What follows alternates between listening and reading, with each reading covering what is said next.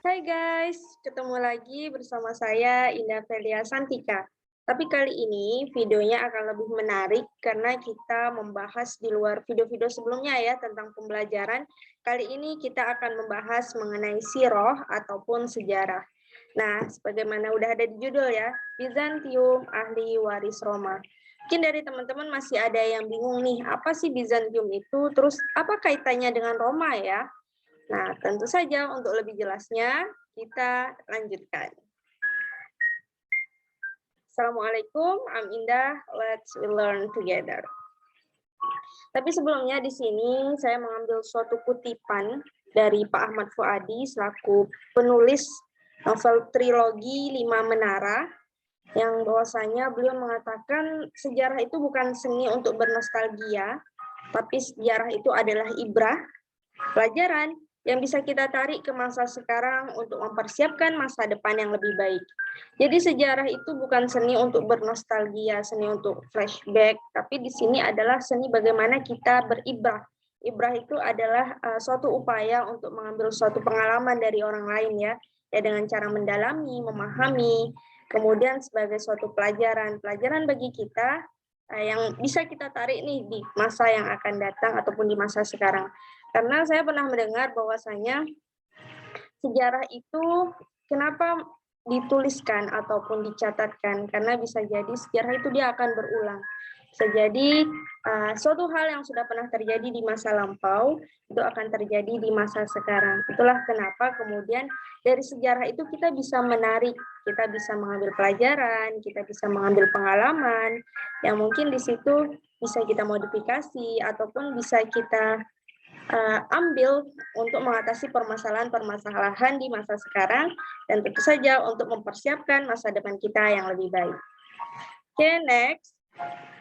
Jadi pada pembahasan kali ini sumbernya itu saya ambil dari buku ini ya teman-teman, buku karya Mansur Abdul Hakim yang judulnya itu adalah Bangsa Romawi dan Perang Akhir Zaman.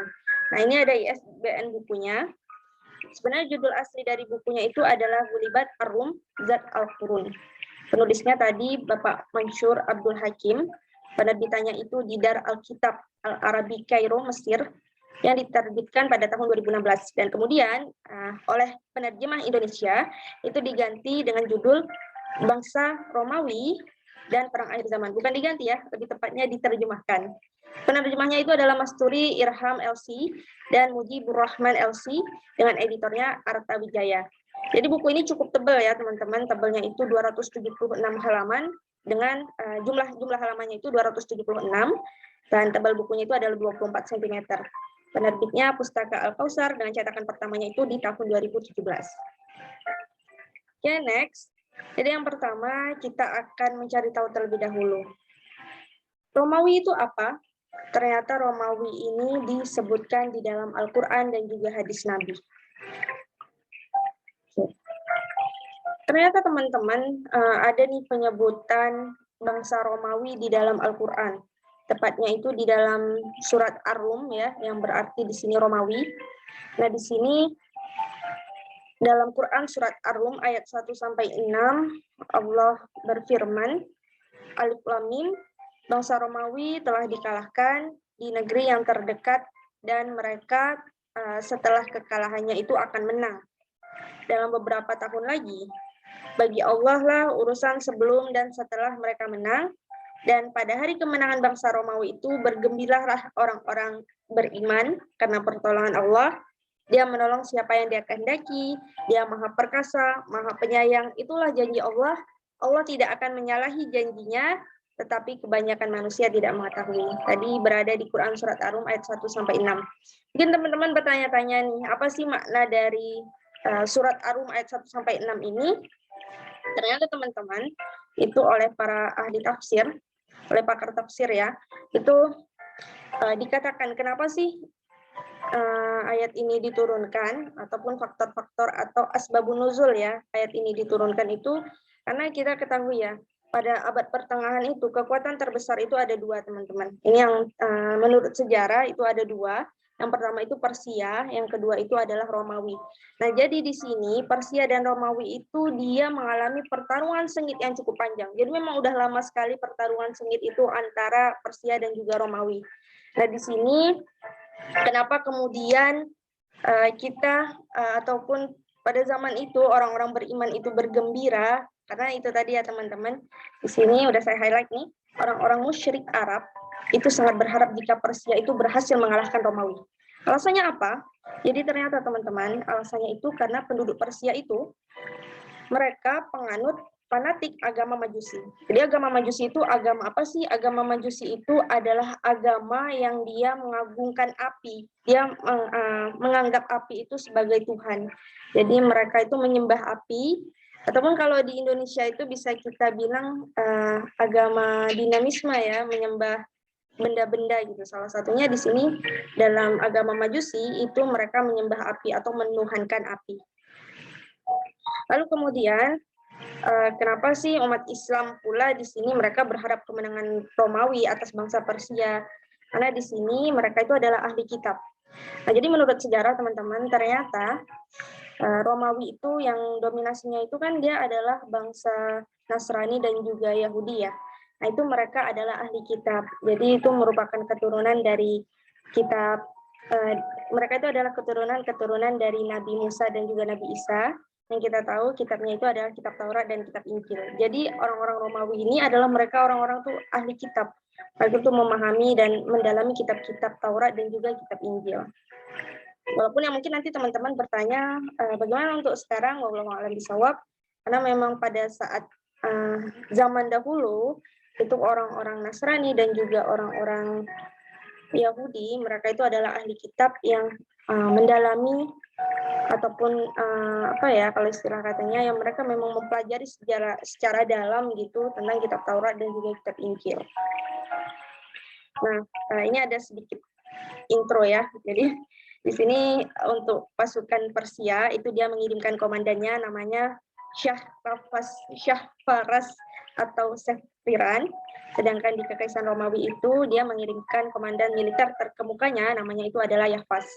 Nah, pasukan dari kedua belah pihak ini dia bertemu di daerah bernama Adra dan Bostra. Ini adalah wilayah yang dekat dengan wilayah Syam. Wilayah Syam itu apa sih? Wilayah Syam itu dia ada Palestina salah satunya ya. Lalu kemudian ada Libanon dan juga Syria. Itu untuk sekarang ya teman-teman, di wilayah Syam itu ada kira-kira di antaranya itu ada 3 negara tersebut. Lalu kemudian dalam peperangan ini ternyata yang menang itu adalah imperium ataupun bangsa dari Persia, sedangkan kekaisaran dari Romawi itu kalah. Nah, ini pun makanya ketika berita ini sampai kepada umat muslim di Mekah, mereka itu berduka, sedangkan orang-orang kafir Mekah ini mereka bersukacita. Jadi inilah asbabun nuzul dari diturunkannya Quran surat Ar-Rum ayat 1 sampai 6. Nah, setelah itu di hadis-hadis Rasulullah itu juga disebutkan, tapi kemudian 2 hadis yang saya ambil ya, ini 2 hadis yang cukup fenomenal. Jadi yang pertama itu penyebutan Ar-Rum dalam hadis Rasulullah itu salah satunya adalah Rasulullah bersabda, kalian akan menyerang Jazirah Arab hingga Allah berkenan menaklukkannya, kemudian Persia hingga Allah berkenan menaklukkannya, kemudian menyerang Romawi hingga Allah berkenan menaklukkannya, dan setelah itu kalian akan menyerang Dajjal hingga Allah berkenan menaklukkannya.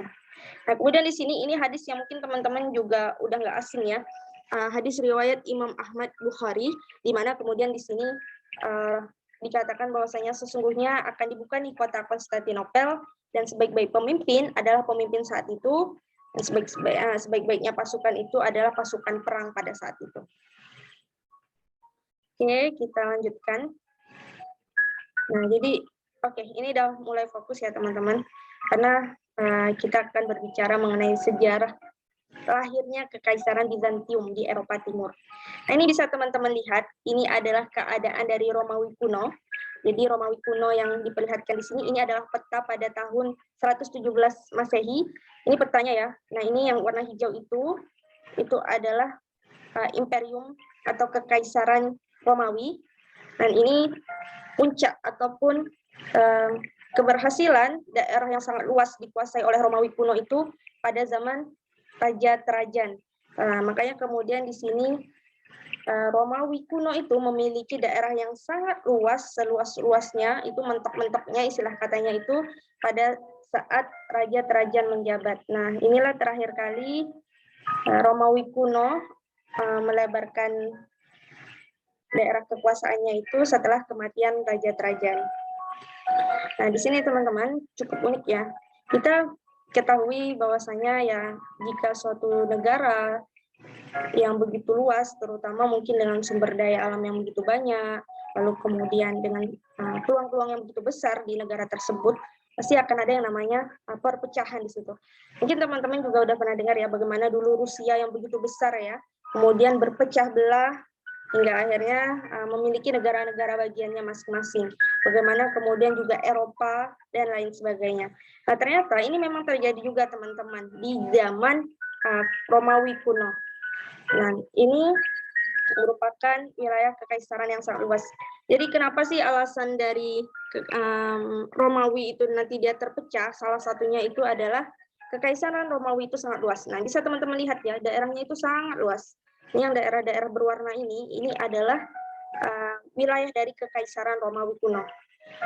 Nah, kemudian penyebab keduanya itu tentu saja ya, kalau sudah daerah yang luas, sudah banyak kepala pemerintahannya, sudah banyak kemudian orang-orang pejabat di dalamnya, ternyata ini juga penyakit yang terjadi adalah perebutan kekuasaan, entah itu perebutan tahtanya, entah itu perang saudara, bahkan pemimpin-pemimpin yang tidak kompeten. Ini tadi ya, karena perebutan tahta kekuasaan hingga akhirnya yang naik itu bukan orang-orang yang kompeten.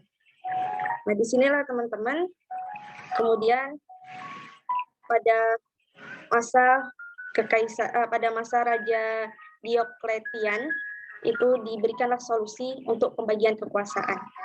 Pembagian kekuasaannya itu adalah membagi dua Romawi.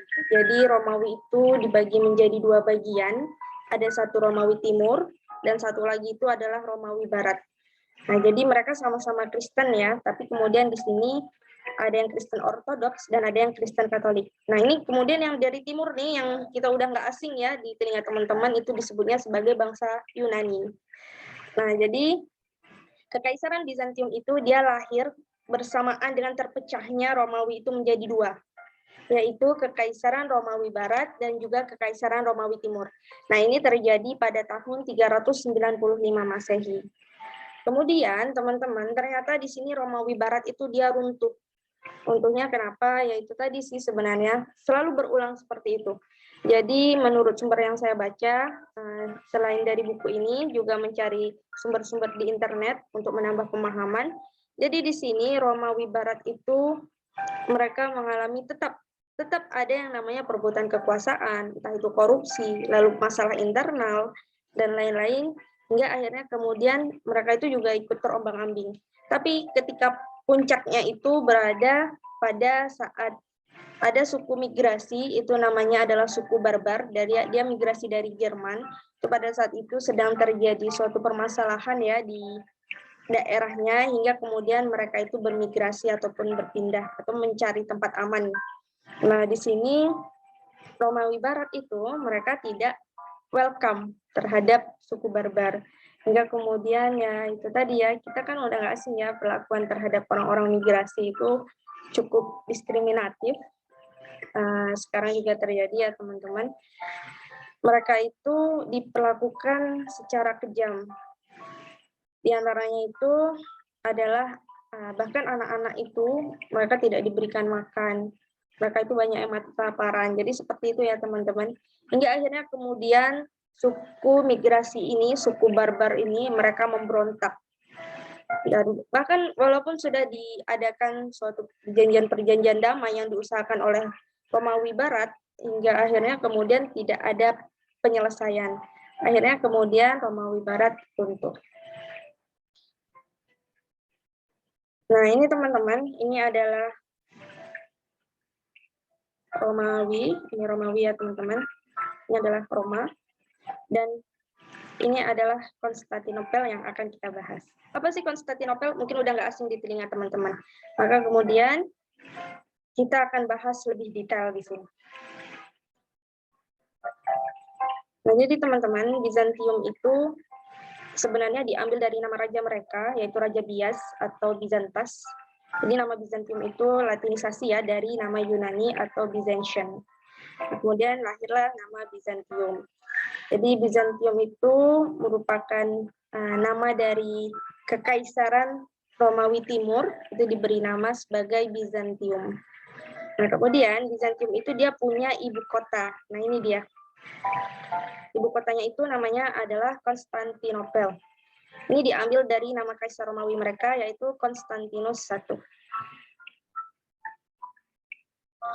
Nah, wilayah dari Bizantium ini ya, ini adalah bagian dari Romawi Timur atau Bizantium. Jadi wilayah ini dia terletak di jalur darat dari Eropa ke Asia. Dan jalur laut dari Laut Hitam, Black Sea. Nah, Black Sea ini adalah laut dalam antara Eropa Tenggara dan Asia Kecil. Asia Kecil dengan Eropa Tenggara. Dan jalur ini dia menghubungkan juga ke Laut Mediterania. Ini adalah Laut Mediterania. Ini adalah laut yang berada antara selatan Eropa, utara Afrika, dan barat Asia. Serta dia punya nih suatu pelabuhan yang besar dan masyhur, itu namanya Pelabuhan Tanduk Emas. Nah, ini adalah Pelabuhan Tanduk Emas, ini ada di sekitaran sini ya teman-teman, Tanduk Emas itu. Nah, ini yang kemudian menjadikan Bizantium itu atau Roma itu menjadi suatu negara, menjadi suatu daerah kekuasaan yang memang banyak diperebutkan oleh negara-negara, oleh orang-orang yang tentunya memiliki tujuan. Salah satunya adalah Islam. Jadi karena posisinya tadi ya, posisinya itu, posisi geografisnya itu sangat-sangat bagus ya teman-teman ya. Inilah yang kemudian mengapa wilayah ini dia menjadi ibu kota dari Kekaisaran Romawi Timur yang kita kenal sebagai Bizantium. Jadi itulah alasan kenapa Konstantinopel itu jadi ibu kota dari Bizantium. Karena tadi posisinya dia yang begitu strategis, di mana memang letaknya itu sangat bagus, hingga kemudian mereka punya pelabuhan yang begitu besar dan masyhur yang berada di Tanduk Emas.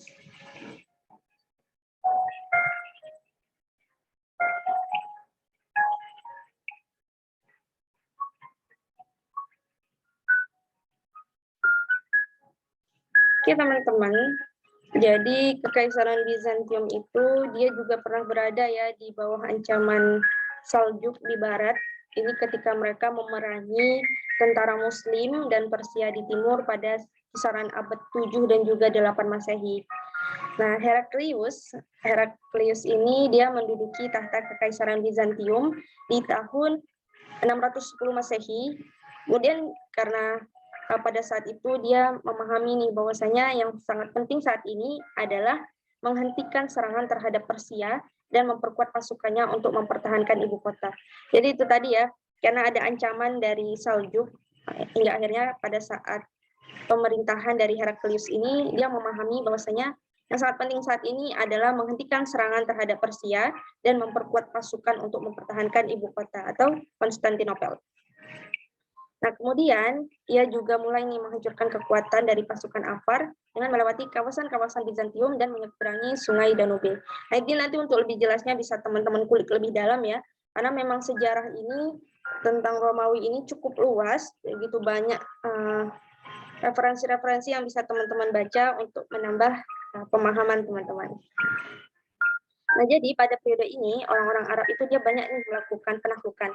Jadi pada periode tersebut pun orang-orang Arab banyak melakukan penaklukan, tentu saja ya. Tadi sebagaimana saya sebutkan, penaklukan pada zaman ya pada kapanpun sih, tidak hanya zaman dahulu, tapi sekarang juga gitu. Jadi penaklukan tersebut memiliki tujuan. Tujuannya adalah menyebarkan agama Islam. Nah, kemudian di sini pasukan Arab itu dia berhasil menguasai Syria dan Palestina. Nah, ini dua negara yang berada pada ruang lingkup kawasan Syam. Dan ini berlangsung pada tahun 632 Masehi, lalu kemudian dilanjutkan dengan Mesir pada tahun 642 Masehi.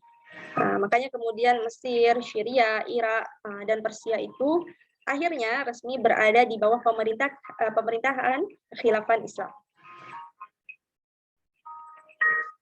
Oke teman-teman, jadi di periode tahun 674 Masehi sampai 678 Masehi, ini pasukan Arab berulang-ulang kali melakukan blokade terhadap Konstantinopel.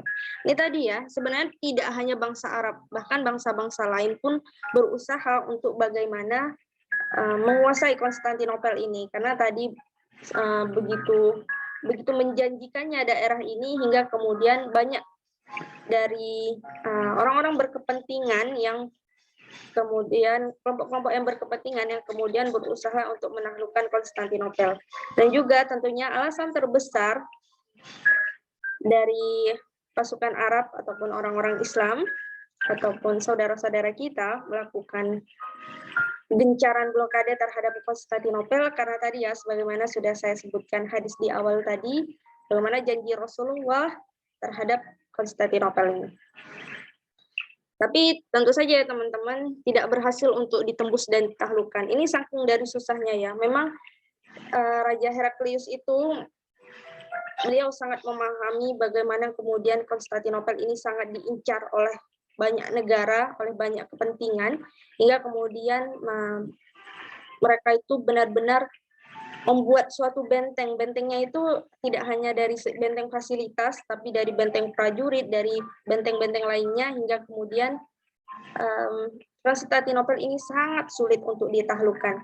Dan menurut sejarah, Konstantinopel ini 1000 tahun, maksudnya Bizantium ini berdiri dan tidak pernah terkalahkan itu selama kurang lebih 1000 tahun. Nah, ini bisa kita bayangkan ya teman-teman, saking dari kuatnya mereka mempertahankan Bizantium dan especially ibu kotanya mereka itu Konstantinopel. Itu benar-benar mereka pertahankan, benar-benar mereka jaga gitu ya. Nah, jadi di sini ada sedikit informasi juga bahwasanya di Kekaisaran Bizantium itu dia mencapai zaman keemasannya itu di periode 867 sampai dengan 1056 Masehi. Nah, ini di bawah kepemimpinan dinasti Macedonia. Kaisar Basilius I pendiri dinasti dari Macedonia ini pada periode 867 Masehi sampai 886. Ya, meskipun mengalami kekalahan, tapi pada akhirnya Kaisar Basilius ini pendiri dinasti Macedonia tetap berhasil menganeksasi semua tanah Anatolia dan menjadikannya itu sebagai wilayah bagian dari teritorial Kekaisaran Romawi. Basilius I dan Leo IV di periode 886 sampai 912 Masehi dia mampu lagi nih mengembalikan sistem hukum kekaisaran. Dan Nikeporos II pada periode 963 sampai 969 itu dia berhasil mencaplok ataupun mengambil wilayah Siprus dan Kreta menjadi bagian dari teritorial kekaisaran, serta berhasil menguasai wilayah baru di Syria dan Balkan. Oke teman-teman, jadi ini nih cukup menarik. Jadi Kekaisaran Bizantium itu kan berakhir di tahun 1453 Masehi. Teman-teman udah nggak asing ya, 1453 itu adalah tahun kejayaan di mana pada saat itu kita tahu Mehmed II ataupun yang kita kenal dengan Sultan Muhammad Al-Fatih berhasil menaklukkan Konstantinopel. Nah, tapi di sini teman-teman bisa lihat nih dari peta yang digambarkan ya. Ini kita bisa bayangkan gimana pertahanan Konstantinopel itu memang benar-benar dijaga dan juga dipersiapkan dengan secara matang. Jadi ini adalah sedikit strategi di mana pasukan perang yang dipimpin oleh Muhammad Al-Fatih itu melancarkan strateginya hingga kemudian berhasil mengambil Konstantinopel dari tangan Romawi pada saat itu. Nah ini adalah rantai yang terbentang. Ini rantai ini memang dibangun. Jadi ini kan tadi teman-teman dari peta yang tadi teman-teman bisa lihat ya. Ini daerah Tanduk Emas. Ini adalah pelabuhan termasyhurnya. Dan ini adalah rantai. Rantai ini dibangun agar agar negara-negara yang ingin melakukan blokade ataupun ingin menguasai ataupun masuk ke dalam pertahanan dari Konstantinopel ini sangat sulit gitu. Jadi ini adalah strategi mereka itu membuat rantai yang sangat sulit untuk dilalui. Dan kemudian inilah strategi dari Muhammad Al-Fatih, begitu cerdasnya beliau. Mungkin ya kita anggap hal yang impossible, nggak mungkin gitu, tapi ternyata bisa mungkin dilalui. Jadi kemudian di sini kapal-kapalnya itu, ini adalah jalur 70 kapal yang dilewati, hingga kemudian mereka bisa masuk ke dalam pelabuhan ini.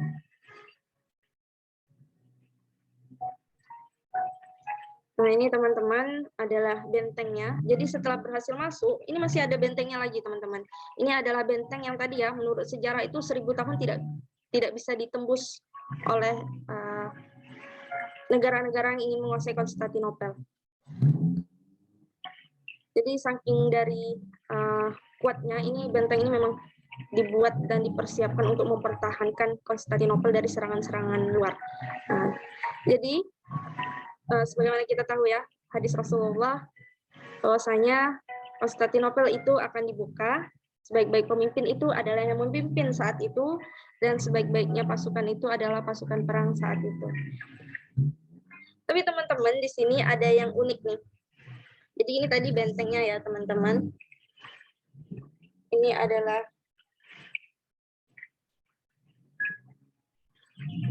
senjata. Jadi senjata ini adalah senjata yang cukup unik. Ada cerita yang cukup unik di dalamnya. Di mana saat itu, ini nama senjatanya itu adalah senjata Meriam Orban Al-Fatih. Jadi ini adalah senjata yang digunakan untuk menembus benteng pertahanan dari Konstantinopel. Dan ada sedikit sejarah di sini yang cukup menarik, di mana sebenarnya alat meriam ini itu sudah pernah ditawarkan oleh pengrajinnya. Ini adalah orang urban gitu. Sudah pernah ditawarkan kepada Kekaisaran Romawi ataupun Kekaisaran Bizantium saat itu. Tapi kemudian karena memang ini ya, meriam ini itu besar, lalu kemudian dibuat dari perak yang memakan biaya yang cukup besar. Hingga kemudian di sini Kekaisaran Romawi itu dia tidak sanggup untuk meneruskan pembuatan alat ini gitu. Lalu kemudian karena tadi ya sebentar, karena tadi ya seorang pengrajin ini dia itu kan butuh dana yang cukup besar ya, jadi tidak dibuat. Terus juga kekaisaran itu kurang uang, jadi orang ahli senjata ini dia pergilah kepada Sultan Muhammad Al-Fatih, jadi ditawarkan. Dan pada saat itu akhirnya dibuatlah senjata ini, yang akhirnya senjata ini adalah senjata yang sangat ampuh untuk menembus benteng dari Konstantinopel. Dan ini teman-teman, Masya Allah, Konstantinopel itu sudah berubah menjadi Istanbul, yang kemudian diberi nama Istanbul, yang saat ini merupakan salah satu kota terbesar di Turki. Nah ini adalah Hagia Sophia, Masya Allah ya. Hagia Sophia ini merupakan gereja pada zaman Romawi yang kemudian ketika berhasil ditaklukkan oleh umat Islam, ini dijadikan menjadi sebuah masjid Hagia Sophia yang kemudian qadarullah pernah diambil oleh otoriter Kemal Atatürk, dijadikan sebagai museum, dan sekarang kembali diperebutkan oleh umat Muslim, kembali diperoleh dan diambil oleh umat Muslim, sehingga kembali fungsinya menjadi Masjid Hagia Sophia. Baik teman-teman, terima kasih, jazakumullah khair telah menyaksikan video ini. Untuk teman-teman nanti yang punya saran ataupun punya pendapat ataupun ada koreksi nih, boleh banget langsung komen di bawah.